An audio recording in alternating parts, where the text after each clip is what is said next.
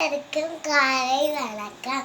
நான் இப்பொழுது அஞ்சலை அம்மாள் பற்றி பேச போகிறேன். சென்னைக்கு குடிநீர் தரம் வீராணம் ஏரியில் இருந்து பிரிந்து செல்லும் கிளை வாய்க்கால் பெயர் அஞ்சலை வாய்க்கால். இந்த பெயர் எனக்கு வந்தது. அஞ்சலை எனும் பெயருடைய வீர தமிழச்சி யாருன்னு பார்ப்போமா? நம் நாட்டுக்கு சுதந்திர சுவாசத்தை தந்தவர்களில் ஒருவர் கடலூர் அஞ்சலை அம்மா. கடலூரில் 1890ஆம் ஆண்டு பிறந்தவர் அஞ்சலை அம்மாள். 5ஆம் வகுப்பு வரையே படித்தார். இது காந்தியடிகளின் ஒத்துழையாமை இயக்கத்தில் தன்னை கரைத்து கொண்டார். இதுவே சுதந்திர போராட்டத்தில் வைத்த முதல் அடி. சிப்பாய் கழகத்துக்கு காரணமான நீலன் சிலை சென்னையிலிருந்து அகற்றும் போராட்டத்தில் கலந்து போராடினார்.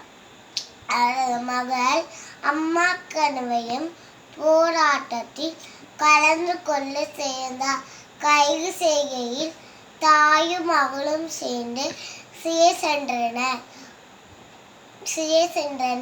வேலூர் சிறை செல்லும் போது அவனிடமான கர்ப்பிணி ஒரு மாதம் அவகாசம் கேட்டு வெளியே சென்று பிறந்து 2 வாரங்களான குழந்தையோடு மீண்டும் சிறை சென்றார். அஞ்சலை அம்மாள் பற்றி முக்கிய சம்பவம் 1. காந்தியடிகளின் சந்திக்க தடை இருந்த போது வருத்தம் அடைந்து தடையை மீறி காந்தியடிகளை சந்தித்தார். ஆனால் தன் நாட்டு ஜான்சி ராணி என்று காந்தி பாராட்டினார். இந்திய விடுதலைக்கு பின் 3 முறை சட்டமன்ற உறுப்பினராக இருந்தார். வீராணம் ஏரியிலிருந்து கிளை வாய்க்காலை உருவாக்கி கடலூர் தீர்த்தம்பாளையம் குடிநீர் பிரச்சனையை தீர்த்தார். அதுக்கு நன்றியாக அஞ்சலை வாய்க்கால் என்று இன்றும் அழைக்கப்படுகிறது.